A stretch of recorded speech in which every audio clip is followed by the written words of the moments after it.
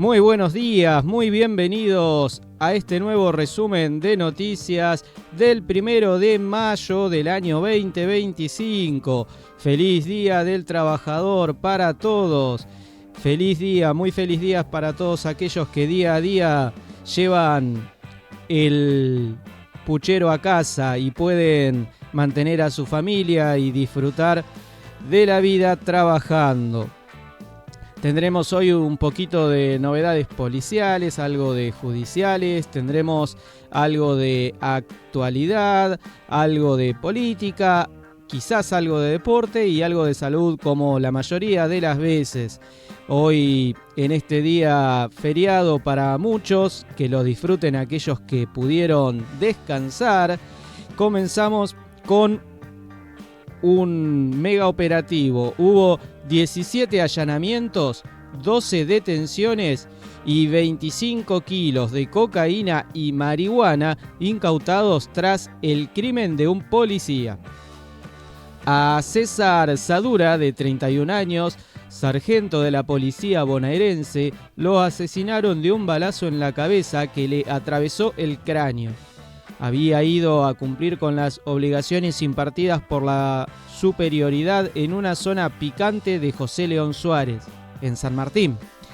Tanto él como sus compañeros se cruzaron con varios dealers e intercambiaron balazos.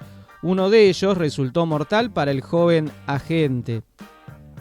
Este crimen aceleró una mega investigación por venta de drogas que tramita el Juzgado Federal número 2 de Morón, a cargo del juez Jorge Rodríguez, y la Secretaría número 8, cuyo titular es Ignacio Calvi. La pista narco y el seguimiento y el sangriento episodio en que mataron al policía derivaron en un total de 17 allanamientos calificados por fuentes judiciales como altamente positivos. Los procedimientos fueron llevados adelante por personal de la Superintendencia de Planeamiento y Operaciones de la Policía de la Provincia de Buenos Aires, y hubo domicilios requisados en Moreno, en General Rodríguez, en Lomas de Zamora, en San Martín, en San Isidro y en la Villa 2124 de la Ciudad Autónoma de Buenos Aires. Según pudo saber Primer Plano Online, la denuncia inicial sobre la banda narco que operaba a gran escala fue efectuada por un anónimo en septiembre del año pasado.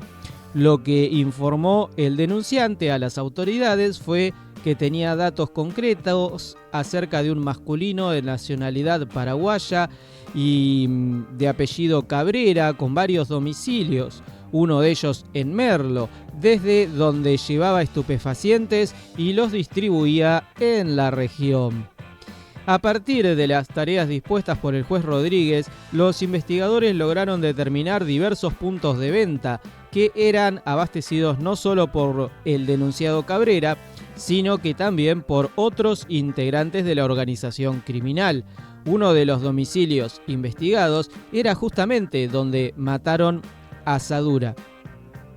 En la pesquisa, los uniformados realizaron tareas encubiertas mediante las que obtuvieron filmaciones y testimonios en donde se veía con nitidez la operatoria que se realizaba con total impunidad a cualquier hora del día y con entregas puerta a puerta de las sustancias ilícitas.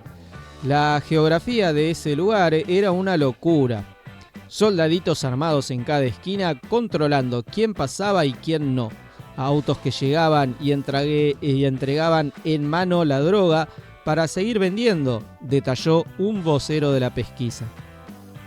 Como resultado de los allanamientos hubo un total de 12 detenciones, 10 varones y 2 mujeres, y el secuestro de 16 kilos de marihuana sin fraccionar, 600 envoltorios ya listos para la venta, 8 kilos de cocaína y 300 envoltorios preparados para la comercialización. También incautaron gran cantidad de armas de fuego con municiones, dinero en efectivo, elementos para fraccionar un indoor, que sería un invernadero para las plantas, y balanzas de precisión. Asimismo, Primer Plano Online supo que el domicilio de Moreno allanado era abastecido por una persona de origen paraguayo que residía en General Rodríguez, actualmente prófugo de la justicia, aunque su socio fue detenido con gran cantidad de marihuana en su poder. En tanto, la persona que se dedicaba a la venta en ese distrito lo hacía desde un negocio que abría sus puertas bajo la fachada de un almacén de barrio, con una particularidad: el vendedor tenía colocada una pulsera de monitoreo electrónico por estar cumpliendo prisión domiciliaria. Todas las personas detenidas serán indagadas en orden a los delitos de tráficos de estupefacientes y tenencia de armas de guerra. Ingresen al canal, denle like, suscríbanse, compartan y comenten. Para ustedes es gratis, che. A mí me ayuda un montón. Dentro de las noticias que hay hoy en lo que es judiciales y policiales, nos encontramos con que tenemos, creo que estaba por aquí, ordenan la prisión preventiva del juez federal Marcelo Bailaque y le prohíben la salida del país.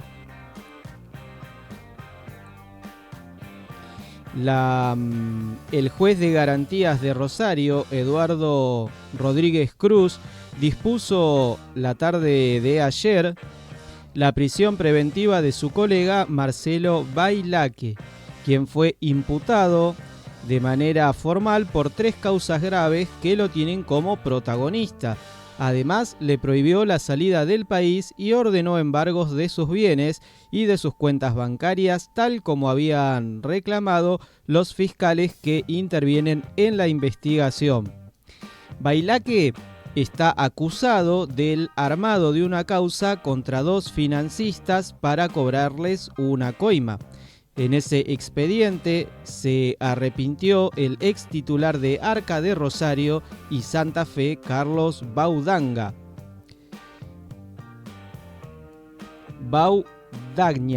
Ahí está. La maniobra comenzó en 2019 con una supuesta investigación administrativa en el marco de la ex AFIP contra el agente de bolsa Jorge Oneto y el empresario Claudio Iglesias. El segundo paso fue una denuncia anónima para que intervenga el juez federal de Rosario. El objetivo final era extorsionar a los empresarios, concretamente pedirles dinero a cambio de cerrar las investigaciones. Pero había otro motivo oculto, una interna en la campaña de Seguros San Cristóbal, donde Iglesias aspiraba a un cargo. Baudagna reconoció que los financistas terminaron pagando una coima de $160.000.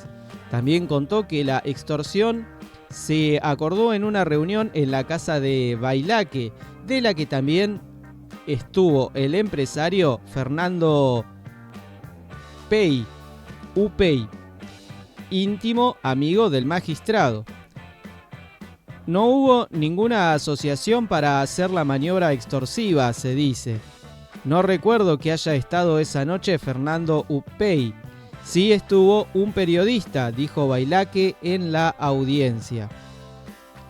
La segunda causa contra Bailaque está vinculada a sus presuntas maniobras dilatorias en favor del capo narco Esteban Alvarado y su ex esposa Rosa Natalí Capuano, con quienes habría tenido una conexión a través del contador Gabriel Mizazu.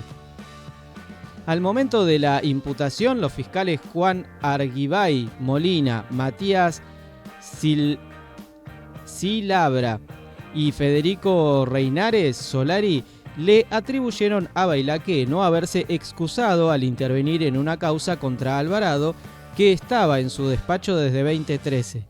Concretamente, lo acusaron de haber demorado escuchas telefónicas a Rosa Natalí Capuano, quien estaba como responsable de una de las empresas mencionadas.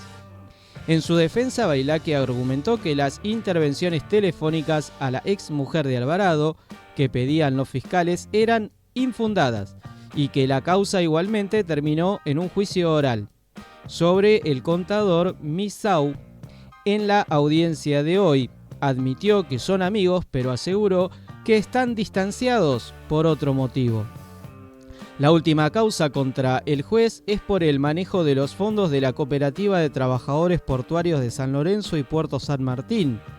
Bailaque autorizó el pedido de los interventores de desbloquear los fondos y transferirlos a la Mutual de Jubilados, Retirados y Pensionados Provinciales, que pertenece al Grupo Unión, cuyo responsable es el financista Fernando Upey, su amigo.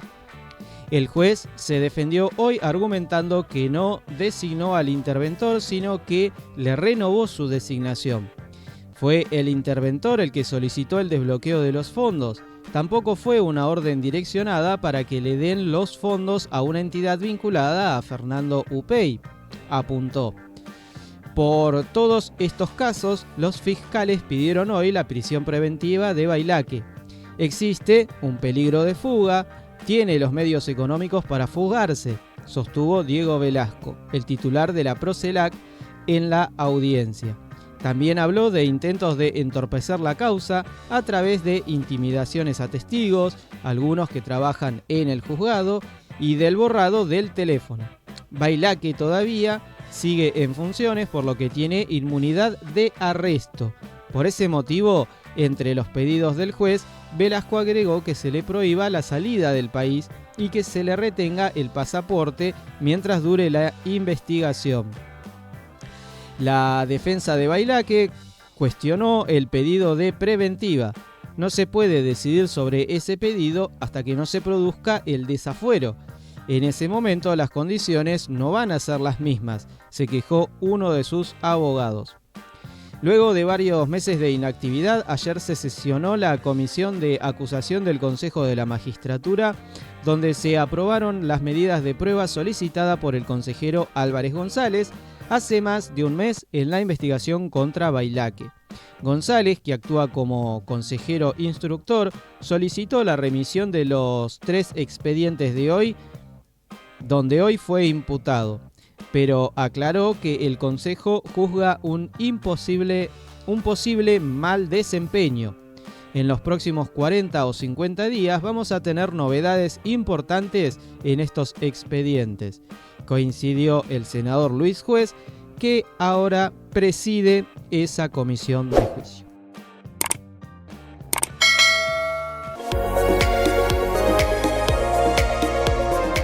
Merlo Inclusivo. Ya se encuentran abiertas las inscripciones a Merlo Inclusivo 2025. Actividades deportivas y recreativas para personas con discapacidad. La Subsecretaría de Deportes te invita a participar. Ingresa a www.merlo.gov.ar/Merlo Inclusivo. Gobierno del Pueblo de Merlo. Gustavo Menéndez, Intendente. Taller de electricidad Rossi, reparación, burros de arranque, alternadores, instalaciones eléctricas en vehículos y maquinarias rurales. Ruta 21, esquina Iriarte, teléfono 0220-492-5378 de Jorge Rossi. AM 1530, la voz del futuro. Nuestra página web www.am1530.com.ar. Te acompañamos donde quiera que vayas.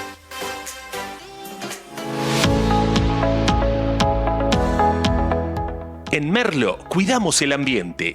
Canjea tus residuos reciclables por bolsas ecológicas. Sumate al programa Ecobolsas de la Municipalidad de Merlo. Ingresa a www.merlo.gov.ar/ambiente circular.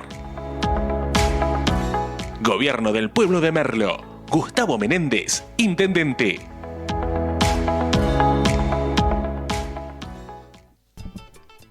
La crónica del primer día del trabajador celebrado en Buenos Aires de 1800. 1890, acto en Recoleta y reclamo por la jornada de 8 horas. Era, de acuerdo a la costumbre de la casa, la fijación de la jornada laboral, que se extendía a las 10 o 15 horas en fábricas y talleres y de sol a sol si se trataba de trabajo en el campo. Y no solo el horario dependía del patrón, también los salarios, muy por debajo del costo de vida.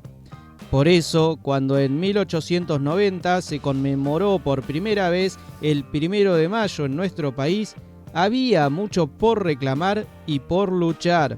Entre 1880 y 1914 se produjo un marcado crecimiento económico motivado, especialmente por la expansión de la actividad agropecuaria, la industria frigorífica, el aumento de las exportaciones y por el progreso que vino de la mano del ferrocarril. Hubo un aumento de puestos de trabajo, muchos ocupados por los inmigrantes, que empezaban a llegar en oleadas. Como la tierra en el interior bonaerense ya tenía dueño, el extranjero que venía con la idea de ser agricultor debió volcarse a las ciudades, empleándose en talleres y fábricas, viviendo hacinados y en conventillos, muchos de ellos viejas mansiones de familias que las habían dejado con el estallido de la epidemia de fiebre amarilla de 1871 y que se habían radicado más al norte de la ciudad. Esa concentración urbana solo podía traer reclamos de todo tipo, que iban desde mejoras en condiciones de trabajo, pasando por las dificultades en poder afrontar un alquiler y acceder a servicios de salud y educación. La ciudad no estaba preparada para semejante shock demográfico. El obrero estaba totalmente desprotegido. Trabajaba todos los días de la semana. Aún el descanso dominical no existía. Los accidentes de trabajo eran moneda corriente. Nadie tomaba precauciones para evitarlos. Y menos se tenía en cuenta los efectos nocivos para la salud del trabajar en ámbitos con el aire contaminado. Y si el hombre se quejaba de los bajos salarios y de soportar horarios interminables, el caso de las mujeres y de los niños era aún peor. Ellas, empleadas en comercios, fábricas, talleres y muchas en servicio doméstico, ganaban mucho menos por igual trabajo que los hombres. Por su parte, los niños eran buscados para emplearlos en fábricas de vidrio, cigarrillos, talleres textiles y de sombreros, entre otros. En esa época fue cuando nacieron las primeras sociedades gremiales, en parte impulsadas por aquellos inmigrantes portadores de ideas socialistas y anarquistas, y que venían con el know-how de cómo armar una agrupación gremial. El know-how es el saber cómo. Esos 2 millones de extranjeros que se establecieron en el país entre 1857 y 1914 fueron determinantes en ese sentido. Una de las más importantes fue la Unión Tipográfica, fundada en 1878, que al año siguiente se transformó en la Tipográfica Bonaerense. Por su parte, en 1885 nació la Internacional Carpinteros, Ebanistas y Anexos. En 1886 apareció el Sindicato de Panaderos. En 1887, la Fraternidad, que nucleaba a los maquinistas y foguistas. Luego vendrían los albañiles, los sombrereros y otros más. La Fraternidad sigue estando hasta el día de hoy, que es la que se dedica a los trenes. En aquella época eran maquinistas de trenes y foguistas, que eran porque las máquinas eran a vapor, utilizaban fuego. En 1878 fueron los tipográficos los que inauguraron el método de la huelga, un recurso vicioso, lo describieron las autoridades, en el que reclamaron que se fijase un horario laboral para los tipográficos de los diarios, que lo hacían a jornal, y en las imprentas a destajo. Había llegado a ese punto cuando, luego de una reunión en el Teatro de la Alegría el 31 de agosto, no se había llegado a un acuerdo con los dueños de las imprentas. Durante un mes largo, los diarios más importantes imprimieron ediciones más reducidas porque pusieron a trabajar personal administrativo y los más chicos directamente no salieron. En esa oportunidad, los tipográficos ganaron. Obtuvieron una jornada de 10 horas en invierno y 12 en verano. Pero la alegría de la conquista les duraría poco. La patronal encontró la vuelta para contrarrestar lo que había cedido. Ofreció un plus por línea armada de texto y así muchos, con la necesidad de ganar unos centavos más, cedieron y el límite horario al tiempo desapareció. Lo que no se perdió fue el clima de protesta.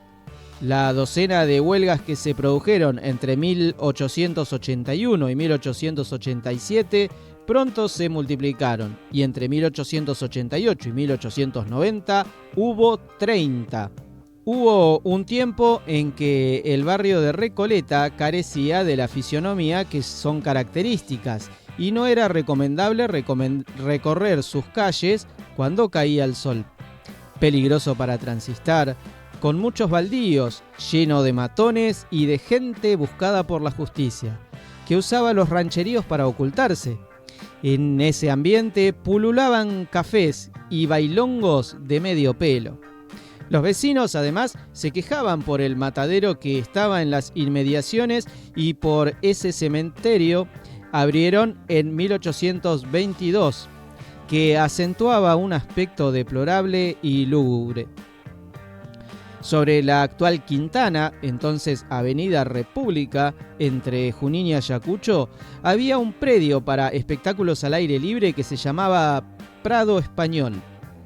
Era célebre por sus romerías y especialmente por haber sido el primer lugar donde se permitió bailar el tango a parejas compuestas por un hombre y una mujer, porque hasta entonces solo se bailaba a escondida o entre hombres. El lugar sería el escenario donde por primera vez se conmemoraría en nuestro país el 1 de mayo. Cuando un grupo de exiliados políticos alemanes perseguidos por el gobierno de Otto von Bismarck se radicaron en Argentina el 1 de enero de 1882, fundaron un club socialista al que bautizaron Verein Vorwärts, que significa Unidos Adelante. Establecieron su sede en la entonces calle Comercio 880, hoy Humberto Primo, desde donde comenzaron una intensa actividad en defensa de los derechos del trabajador, un campo al que no se le prestaba atención. En 1890 gobernaba el país Miguel Juárez Celman, quien venía hackeado por una crisis económica que había cortado con años de bonanza. Un colapso financiero producto de la emoción de la emisión de papel moneda sin respaldo, el haber tomado un empréstito que gravaba las rentas de aduana, la restricción de crédito por parte de los bancos, las sequías en el campo, entre otros problemas, hizo que el dinero escasease, que subieran las tasas de interés y que se desplomaran los valores bursátiles. Empréstito, para aquellos que no conocen idioma coloquial, empréstito es un tipo de préstamo. Aguárdenme porque ya, como les digo, se mueven las notas y hasta que encuentro de nuevo en dónde quedaba me cuesta un poquito. Ahí estoy. La Revolución del Parque, que estalló el 26 de julio de ese año, derrotada en las calles pero triunfante en lo político, sellaría la suerte del mandatario cordobés y terminaría renunciando al mes siguiente, y sus efectos resintió la economía y a los que menos tenían. En 1890, Vorwärts decidió, de acuerdo a las directivas del Congreso Obrero Internacional celebrado en París, conmemorar en todos los países la fecha del 1 de mayo a la que llamaron Fiesta Internacional de Obreros. La reunión sería el puntapié inicial de la creación de una federación de obreros en el país y de la edición de un periódico. El Obrero puede verse acá en una foto de la nota. El manifiesto que dieron a conocer revelaba sus objetivos: lograr una jornada laboral de 8 horas para los adultos, la prohibición de trabajar a menores de 14 años, la abolición del trabajo nocturno, salvo en los casos en que la producción no pudiera discontinuarse, la prohibición del trabajo de la mujer, el descanso no interrumpido de 36 horas por semana, la prohibición a aquellas industrias que perjudicasen la salud del trabajador, la supresión del trabajo a destajo y por subasta, y la inspección minuciosa de parte del Estado y de los propios obreros de fábricas y talleres. Reclamaba que todas estas disposiciones se implementasen a través de leyes de alcance internacional. El manifiesto finalizaba con un «¡Viva el 1 de mayo de 1890! ¡Viva la emancipación social!».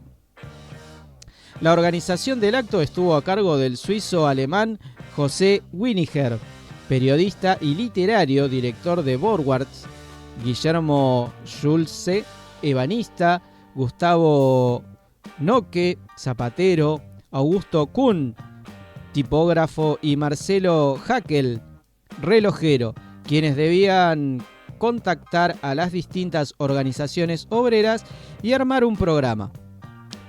En el acto se anunciaría la formación de una federación de obreros local, se lanzaría un periódico para la defensa de la clase obrera y se peticionará ante el Congreso para que sancionase un paquete de leyes protectoras de los trabajadores. Se contrató el Prado Español en Vorwärts, eran previsores. En caso de lluvia, el acto se haría en el local de comercio 880. El orden lo cuidó el comisario García de la comisaría 15ª, secundado por 2 oficiales y 15 vigilantes. La sensibilidad de las autoridades estaba a flor de piel. El día anterior, en plena pegatina de carteles convocando al acto, 3 militantes fueron detenidos por unas horas. Desde que se había anunciado el acto, el gobierno había ordenado el acuartelamiento de tropas, que debían estar listas para salir a la calle. Por su cuenta, los organizadores formaron un cuerpo de guardianes que se distinguían por un distintivo rojo que llevaban en el pecho. La expectativa era grande. El jueves 1 de mayo de 1890, a las 3 de la tarde, comenzó el acto, con una asistencia calculada entre 1.500 y 2.000 personas, una cifra nada desdeñable para la época. En la entrada se vendían boletos cuya compra no era obligatoria. Los fondos se usarían para cubrir los gastos del acto. Se armó un palco adornado con banderas rojas, en el que había una treintena de dirigentes obreros encabezados por José Winiger. También participaron algunos militantes anarquistas que lo hicieron con algunas reservas. Hubo cerca de 18 oradores, muchos de ellos extranjeros, entre ellos alemanes, franceses, italianos y españoles, que tuvieron 15 minutos para hablar. Winiger hizo una reseña de lo actuado por el comité y anunció que se buscaría la emancipación social por medio de la acción legislativa y la Organización Internacional de los Obreros. Se propiciaba la formación de una Confederación Obrera Argentina. Jacinto Odone, dirigente socialista, historiador del movimiento obrero argentino, realizó una reseña de lo que tomamos solo algunos conceptos. El diario La Nación hizo una crónica destacando que los oradores hicieron hincapié en las bondades del socialismo y apuntó que había en la reunión poquísimos argentinos, de lo que nos alegramos mucho. Y la prensa, el presidente, señor Winiger, abrió la asamblea pronunciando un oportuno y elocuente discurso que sentimos no publicar por falta de espacio, aunque sí citó el último párrafo de su discurso. La victoria del socialismo solo es cuestión de tiempo. Entusiasmados por este lisonjero porvenir, confiados a nuestras fuerzas invencibles, persuadidos de la victoria de la gran causa del proletariado, declaramos abierto el mitin con un saludo a los millones de hermanos y compañeros de todos los países reunidos en este momento, con entusiasmo de sus corazones y las aspiraciones de su alma con nosotros en solidaridad y fraternidad internacional. Las crónicas advertían que si se accedía a las pretensiones de la clase trabajadora, las empresas se verían en la obligación de cerrar sus fábricas y radicarse en otros países.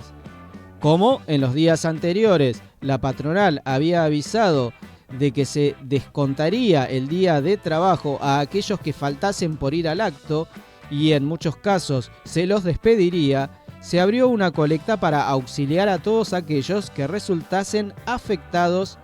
Se recaudaron 120 pesos. Y ahora seguimos en cómo va la historia del primer día de trabajo después de un poquito de música y unos consejos.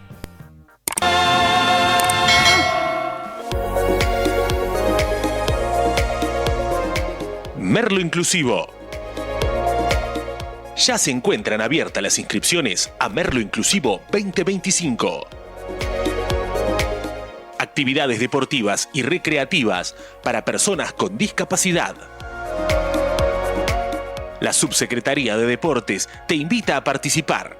Ingresa a www.merlo.gov.ar/Merlo Inclusivo. Gobierno del Pueblo de Merlo. Gustavo Menéndez, Intendente. Taller de electricidad Rossi, reparación, burros de arranque, alternadores, instalaciones eléctricas en vehículos y maquinarias rurales. Ruta 21, esquina Iriarte. Teléfono 0220-492-5378 de Jorge Rossi. AM 1530, la voz del futuro. Nuestra página web www.am1530.com.ar. Te acompañamos donde quiera que vayas.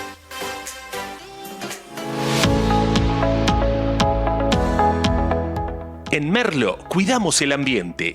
Canjea tus residuos reciclables por bolsas ecológicas. Sumate al programa Ecobolsas de la Municipalidad de Merlo. Ingresa a www.merlo.gov.ar/ambiente circular. Gobierno del Pueblo de Merlo. Gustavo Menéndez, Intendente. Continuamos repasando la historia del primero de mayo en aquellos 1890, años 1890. Estábamos en ese primer acto, en esa primera reunión, donde se habían recaudado 120 pesos para el gasto de dicha reunión. Cuando a las 5:30 de la concurrencia se desconcentró, fueron a festejar en el local Borwards, donde bailaron y cantaron hasta bien avanzada la madrugada. Todas las peticiones descriptas como un plan de justicia social fueron elevadas a la Cámara de Diputados para su discusión, cosa que el cuerpo nunca trató. En agosto de 1892, el expediente fue archivado. Uno de los resultados del mitin fue la decisión de editar un periódico que se llamaría El Obrero. Saldría por primera vez el 12 de diciembre de 1890 y en sus páginas denunciaría la inconcebible explotación a la que eran sometidos los trabajadores en el interior del país. Entre sus principales colaboradores estaban Germán A.B. Lallemand. Por 1870, este ingeniero alemán había llegado a la Argentina y terminaría radicándose en San Luis, a la búsqueda de oro y petróleo. Fue el primero en usar dinamita en Argentina. Y posiblemente, como en la vida nada es casual, en 1872 se casaría con Enriqueta Lucero, quien pasaría a la historia como la protagonista de la primera huelga docente que hubo en el país. En noviembre de 1881, quien tuvo la osadía de desafiar desde San Luis al funcionario a cargo de educación, Domingo Faustino Sarmiento, superintendente de escuelas. La clase gobernante se sintió amenazada por esas ideas que traían los inmigrantes, porque a principios del siglo XX a los socialistas y anarquistas, que entonces se disputaban la conducción del movimiento sindical, se sumó lo que entonces se llamó el sindicalismo revolucionario, que precisamente proponían una revolución social, que a veces incluyeron disturbios, boicots y atentados. El Estado reaccionó con una sanción de la Ley de Residencia de 1902, que habilitaba a expulsar a extranjeros considerados indeseables o peligrosos. Esa ley se reforzó con otra, la de Defensa Social de 1910, y en el medio de ambas se creó el Departamento Nacional de Trabajo en 1907, que buscó un camino para regular y controlar las relaciones entre trabajadores y empleadores. Paulatinamente, las conquistas sociales fueron llegando. En 1905 se estableció el descanso dominical. 2 años después, se sancionó la ley que protegía a las mujeres y niños. En 1915 fue el turno de la ley de accidentes de trabajo.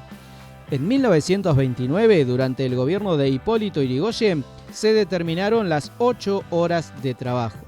En 1932, la del sábado inglés, que establecía que se trabajaba ese día hasta las 13 horas. En 1935 se votó un proyecto de Alfredo Palacios de 1907 que fue la Ley de la Silla, que imponía a los locales de comercio y servicios tener sillas con respaldo porque hasta entonces los empleados trabajaban parados. En 1940 apareció el aguinaldo como ley nacional y sería Juan Perón, como secretario de Trabajo y Previsión, quien aplicó en 1945 las vacaciones pagas, mientras que el año anterior se había sancionado el Estatuto del Peón Rural, lo que conformaba un paquete de medidas tendientes a evitar dejar todo librado a la costumbre de la casa. Esa fue la historia, un resumen de hechos históricos del primer Día del Trabajador. Y si de historia del Día del Trabajador y las primeras asociaciones gremiales se trata, continuamos con lo que es la actualidad. La UTA anunció un paro de colectivos para el próximo martes. La Unión Tranviarios Automotor, la UTA, anunció un paro de colectivos por tiempo indeterminado a partir del martes 6 de mayo, luego de que no se alcanzara un acuerdo en la audiencia con las cámaras empresariales del transporte y debido al vencimiento del periodo de conciliación obligatoria dictado por el gobierno nacional. En representación del gremio estuvieron en la reunión don Roberto Fernández, Jorge Keiner, Luis Arcando y Francisco Valdés, quienes remarcaron que reclaman llevar el salario básico de los choferes desde los 1.200.000 pesos a 1.700.000 pesos. Los empresarios han ofrecido por los meses de febrero, marzo, abril, mayo y junio un incremento remunerativo del menos del 6%, a pagarse a partir del mes de junio. Con ello se ofrecen sumas no remunerativas de 40.000 pesos para el 26 de mayo, 50.000 para el 16 de junio y 70.000 para el 15 de julio. Una falta de respeto, expresó la UTA a través de un comunicado. Cabe aclarar, el incremento remunerativo es de menos del 6%, con teniendo en cuenta que es un 1% por mes, no es un 6% cada mes. Y después estas sumas no remunerativas son como un bono que no te beneficia a la hora de lo que es el aguinaldo, no te beneficia como extras, no te cuenta para como salario para un crédito, no te da ningún beneficio el no remunerativo más allá del monto que recibís. Pese a las gestiones realizadas por este Consejo Directivo Nacional, hasta el momento no se ha podido mejorar el ofrecimiento empresarial y se ha agotado el periodo de conciliación laboral obligatoria. Conforme a ello, como primera medida, se ha resuelto un paro de actividades por 24 horas para el día martes 6 de mayo del corriente, a partir de las 0 horas, a nivel nacional, en empresas de transportes de pasajeros de corta y media distancia, anunció la UTA. Desde la UTA exhiben un desgaste por falta de acuerdo en la negociación, por lo que plantean activar una huelga, presionados por los trabajadores que se ven afectados por no contar con una actualización salarial. Por otro lado, el otro lado de la campana, ¿qué dicen las empresas? El presidente de la Asociación Argentina de Empresarios del Transporte Automotor, AAETA, Luciano Furiase, aseguró que están ante una situación muy compleja, porque la mitad del costo del transporte es mano de obra, con lo cual toda actualización de salarios tiene que tener un reconocimiento automático, ya sea de tarifa o de subsidio. Ante este escenario, afirmó que en la última actualización de la estructura de costos en febrero pasado, se estableció una partida presupuestaria del dinero que se necesita para cada uno de los costos, y en el rubro salarial no se contempló ningún aumento de tarifa, indicando que eso fue acordado así por las 3 jurisdicciones del AMBA. Antes leíamos históricamente las posiciones de ambas partes y vemos que a pesar de las luchas se han ganado derechos, pero es como que las campanas siguen sonando en el mismo tono. En el mismo tono siguen sonando las campanas. Con dicho contexto expresó: una vez que resolvamos este tema, está la otra cuestión que es más de fondo, que es ante nuestra imposibilidad de trasladar a precio, como hace cualquier otra actividad, los eventuales ajustes tarifarios, necesitamos un acuerdo, una señal política que aún no tenemos de parte de las 3 jurisdicciones que nos digan qué recursos vamos a tener los operadores para hacer frente a un eventual ajuste de paritarias. Es decir, que dicen no tienen plata. Volviendo a las policiales, en una noticia que leí hace poco y hay una actualización, detuvieron al acusado de manosear mujeres en Ituzaingó. Tenía 3 denuncias y antecedentes penales.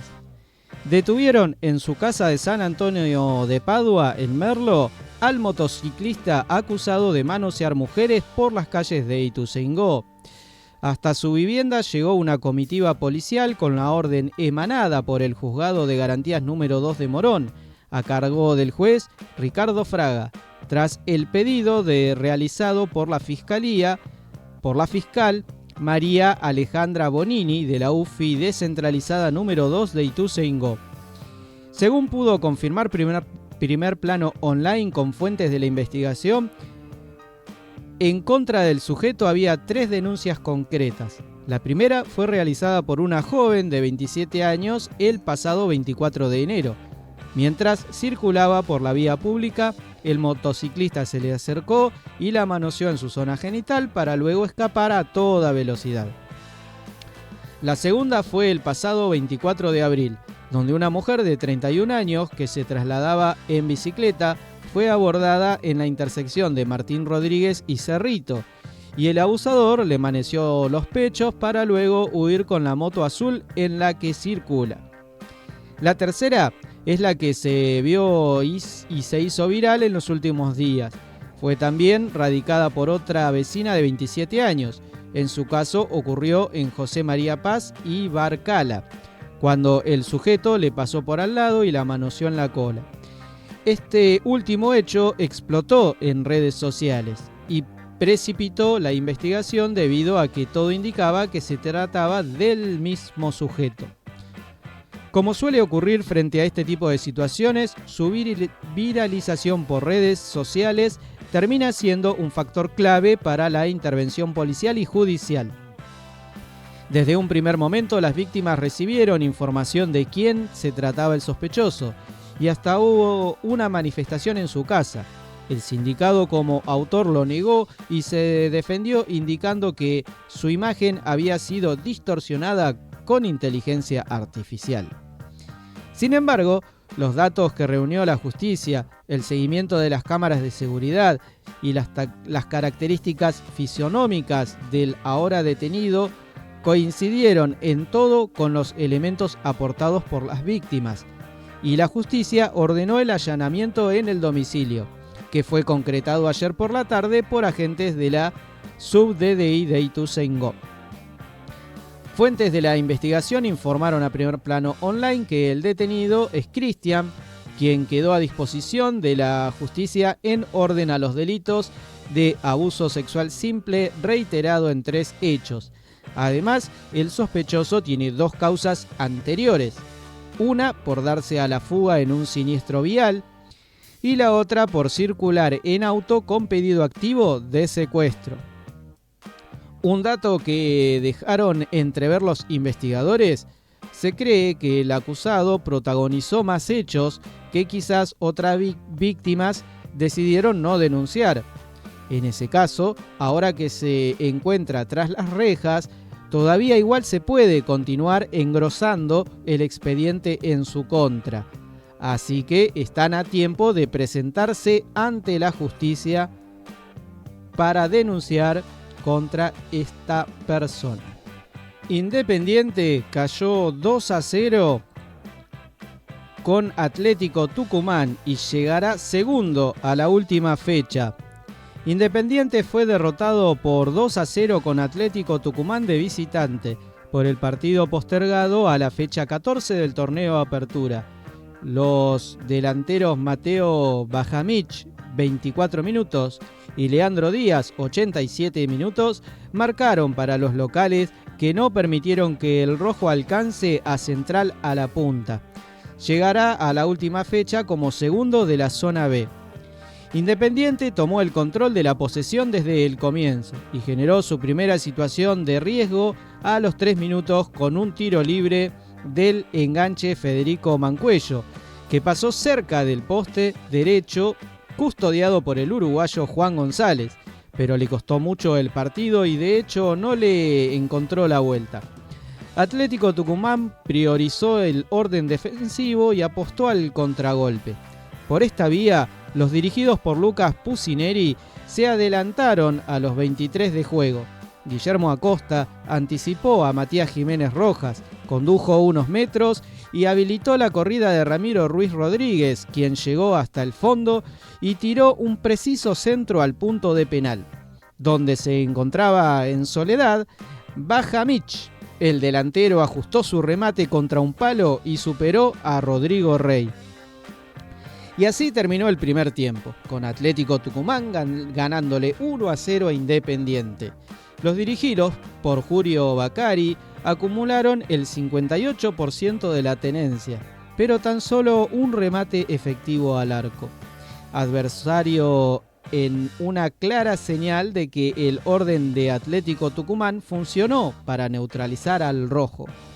Ya en el segundo tiempo, Independiente dominó aún más el balón, pero sin encontrar el rumbo para lastimar al local, que encima, después de avisar con un cabezazo al travesaño de Leandro Díaz, llegó el 2-0 final, mediante un gol del propio Loco, quien eludió a Rey y liquidó la historia cuando se acababa el encuentro.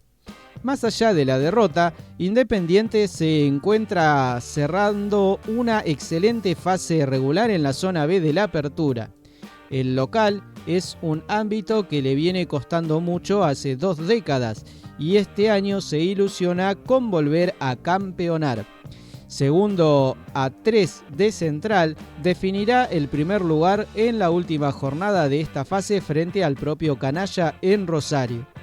Cabe recordar que juega de local los octavos, cuartos y semis, el mejor clasificado de los protagonistas de los duelos. AM 1530, La Voz del Futuro, te informa en este Día del Trabajador una novedad de la Municipalidad de Merlo. ¡Feliz Día del Trabajador! A quienes ponen su mayor esfuerzo cada día para salir adelante. Un fuerte abrazo a todos los trabajadores y trabajadoras de nuestro país, especialmente a los de Merlo. Escuchamos unas palabras acerca de este día. Queridas y queridos merlenses, en este Día del Trabajador quiero mandarles un saludo a todos los que con muchísimo esfuerzo ponen el pecho cada día para salir adelante. Entendemos el trabajo como el gran ordenador social. Por eso queremos reconocer el enorme esfuerzo y compromiso de todos los trabajadores y trabajadoras de Merlo y de nuestro bendito país. Y a nuestros queridos trabajadores y trabajadoras municipales, anunciarles que en el día de hoy acabo de firmar un decreto otorgándoles a cada uno de ustedes un 20% de aumento. Y a pedido del gremio de trabajadores municipales, nos volveremos a juntar en 90 días para fijar una nueva recomposición salarial. Que tengan un muy feliz Día del Trabajador.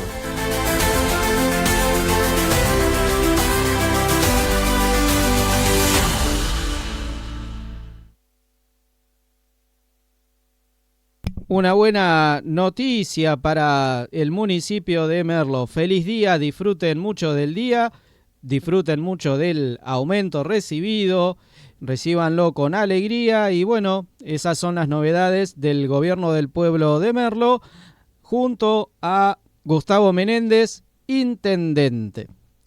Vamos con un consejito de salud es salud y actualidad tecnológica a la vez. Comer mirando el celular. 8 motivos para evitarlo según la ciencia. Comer mientras se utiliza el teléfono móvil o se mira una pantalla dejó de ser una excepción para convertirse en un hábito cotidiano. Algo que, según profesionales de la salud y diversos estudios citados por múltiples medios, tiene impactos negativos tanto en la salud física como en las interacciones sociales. Desde problemas digestivos hasta un aumento en el riesgo de desarrollar obesidad. El tiempo dedicado a las pantallas durante las comidas podría haberse afectado más de lo que parece. Primero, aumenta la posibilidad de engordar.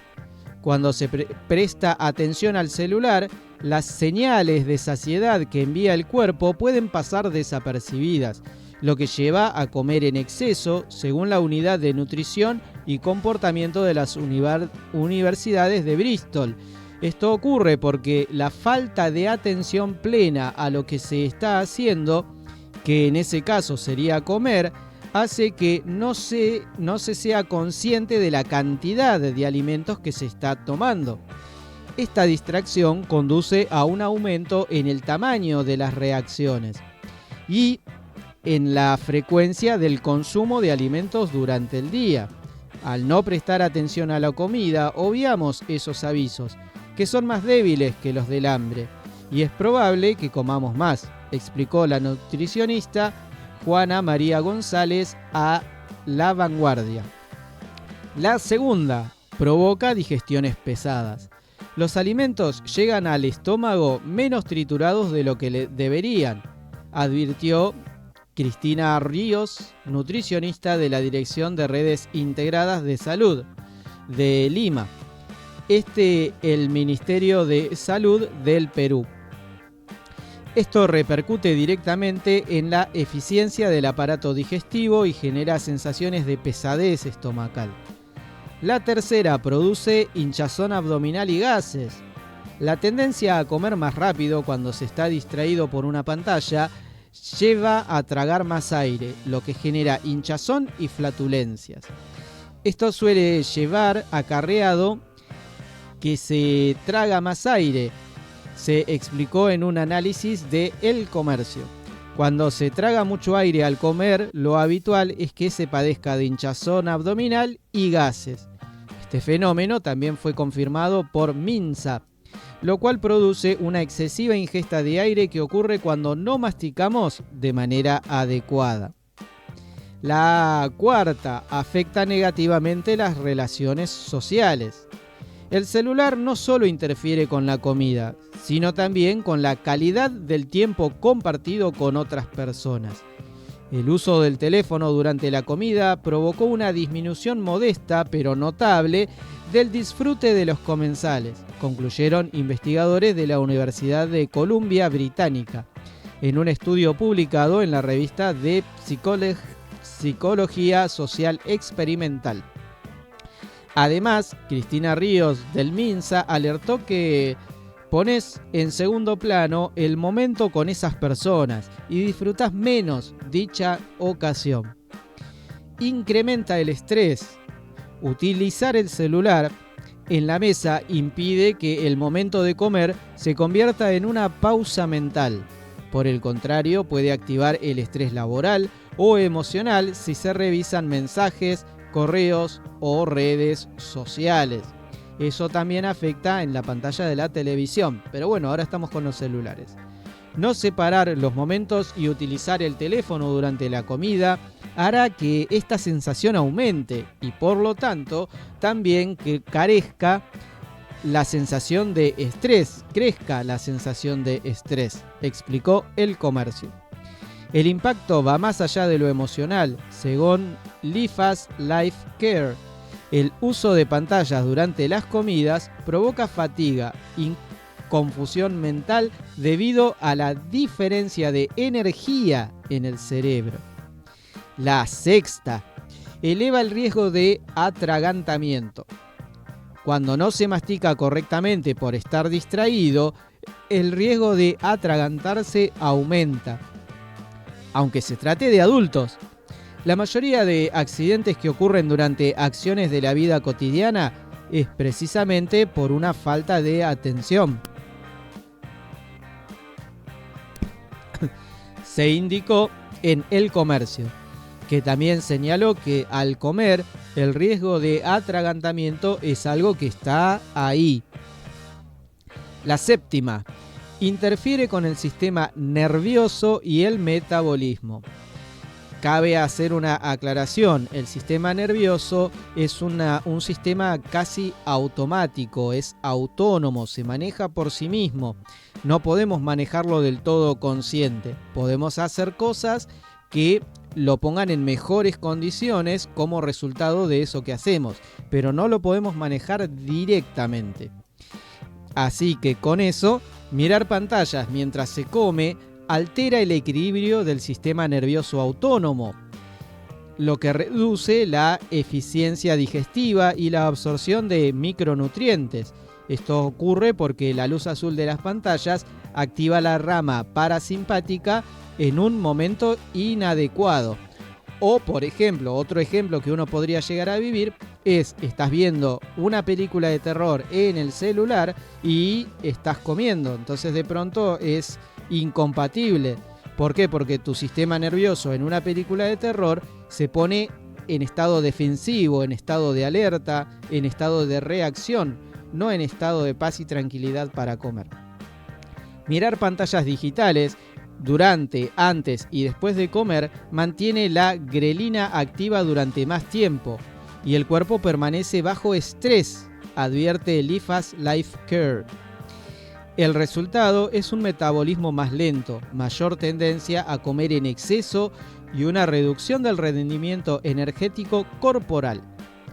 La octava, genera fatiga visual y malestar ocular. El uso prolongado de celulares durante las comidas también afecta a la salud ocular. Las pantallas provocan fatiga visual digital, una condición que incluye síntomas como ojos secos, visión borrosa, dolor de cabeza y sensibilidad a la luz. La prevalencia general de la fatiga visual digital es de casi el 49%. Sí, escuchaste bien, casi la mitad de las personas lo sufren. Informa Lifas Life Care, con base en un meta-análisis de síntomas asociados al uso de pantallas.